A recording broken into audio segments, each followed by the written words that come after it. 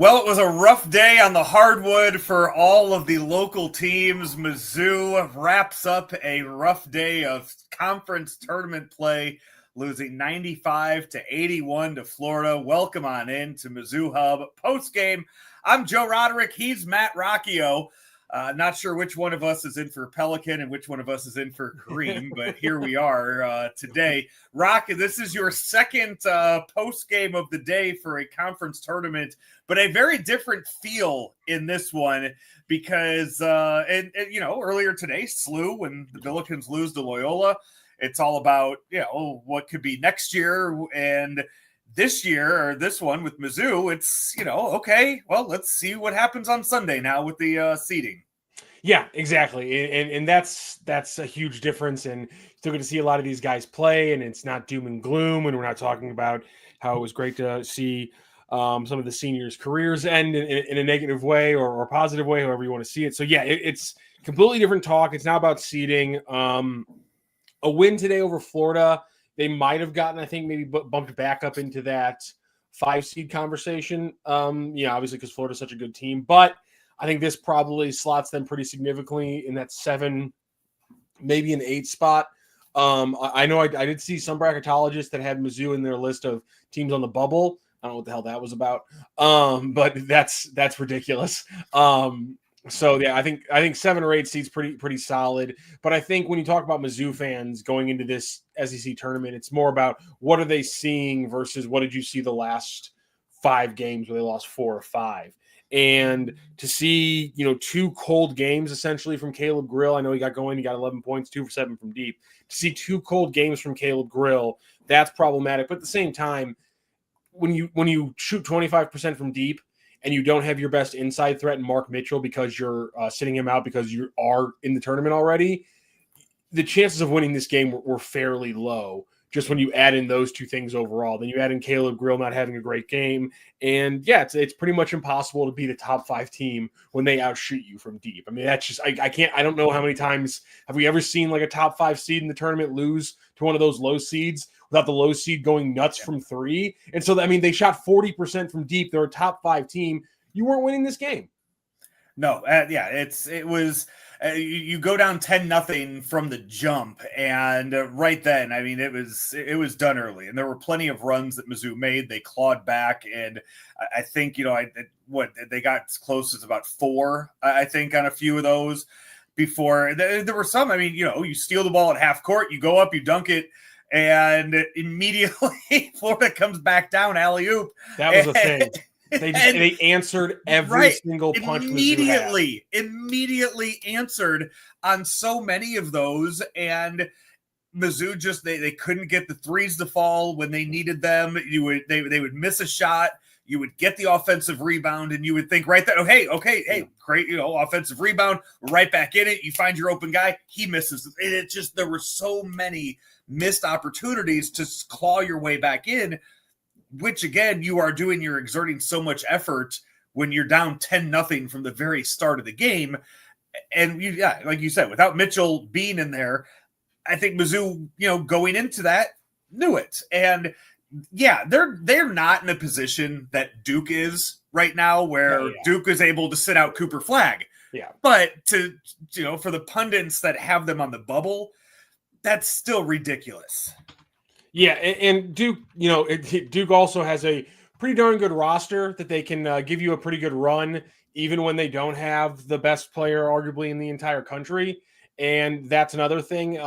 They were pushing one of their players. Who the heck was it today? Who was trying to play? I'm blanking right now. Today? Yeah, it was one of their other players. Yeah, Malik Brown. And they were pushing him to play. And so that's Duke being like, we can only lose Cooper Flagg, and the margin for error turns into nothing. And so, yeah, it was a tough game for the Billikens. And again, Mark Mitchell sitting out is the smart move because you're in the tournament and things like that. I did think something that was interesting is that we talked about it earlier today on the Randy Carricker show with Brooke Grimsley and featuring Brendan Schaefer today. We had Eric Sontag of the Domesticated Gamblers on, as we like to call them, the Sophisticated Gamblers, and Tamar Bates. You kind of knew how this was going to go. He took 18 shots, scored 16 points, and that's another thing.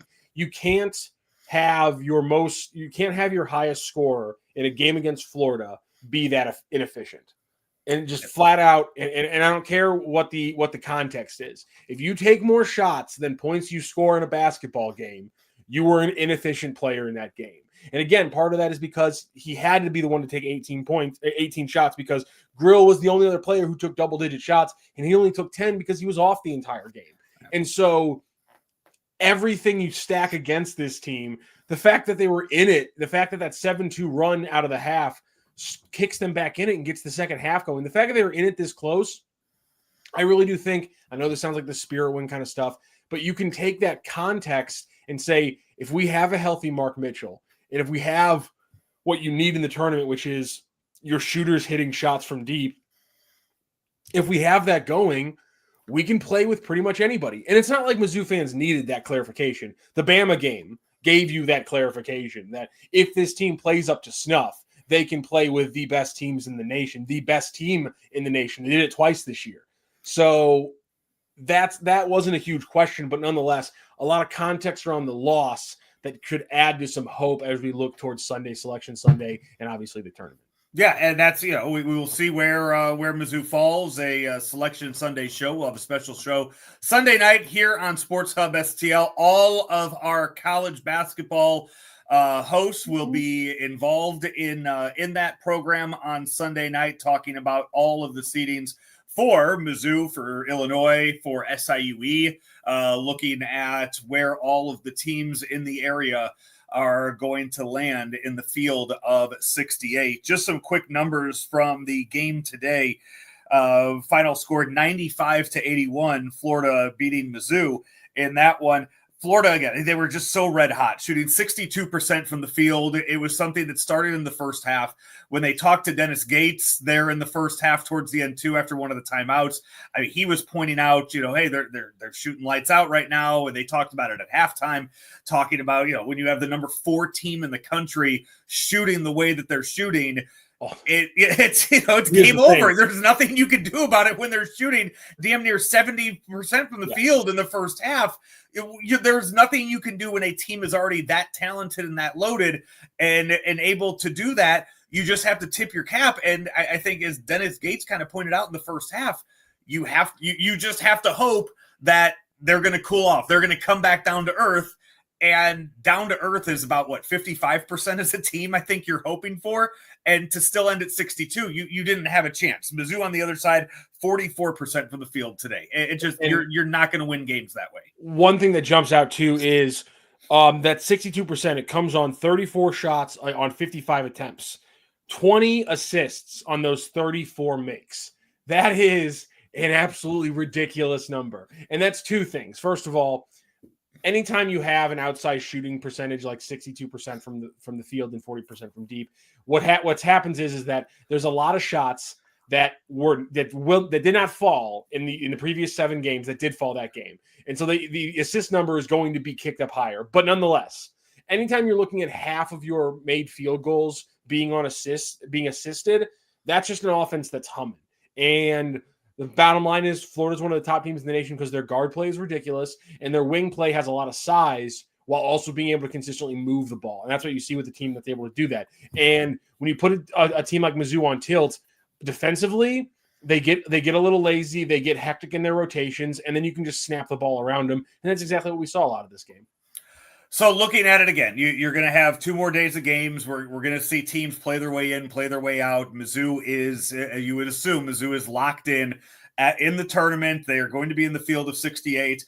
Rock, as you sit here right now, the last time you have to talk college basketball until, or pay attention really to college basketball until Sunday night.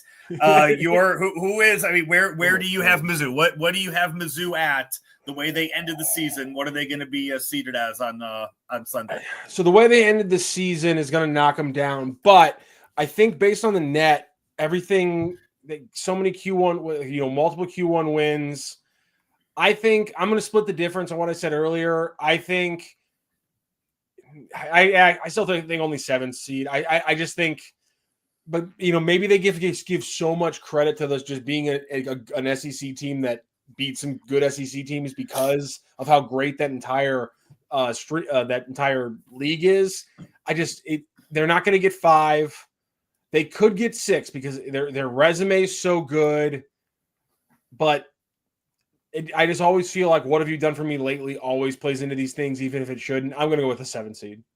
Joe Lunardi, as of 11 o'clock this morning in his most recent bracketology, has Mizzou as a 7 seed playing 10-seeded West Virginia in Cleveland. Okay. It's not the best draw. Yeah, but he has them in a pod. Take the 2-15 game in his pod, Michigan State and Omaha. So you're not getting out of Cleveland because Michigan State makes it to weekend 2. Here's also, I'm gonna say this right now. It doesn't matter. Yeah, Michigan. Tom Izzo doesn't. He's not. He gets 2 weekends out of the tournament. He does, or he loses on day 1 because that's kind of he's kind of Georgetown in it now. Or it's either he goes really long or he loses the first weekend. But Michigan State and Cleveland, that arena is going to be flipping green when that game rolls around. Same thing. I'm going to say this right now. West Virginia and Cleveland, that's a crap draw because that fan base is going to pack a Cleveland arena. That's not a far drive at all from West Virginia. That's a packed West Virginia fan base compared to Cleveland's not that far from St. Louis, but like, ooh. I don't like that at all. That's like, it's stupid to complain about something like that nitty gritty, but I will right now. That's too close to West Virginia. I hate that draw. That's bad. I'll tell you, bad draw. Given the history of Mizzou in the tournament, I'm looking at other places that are hosting the first weekend. Mizzou's going to be in Seattle. Mizzou's going to be playing the last game of the day in Seattle. That's what it's going to be.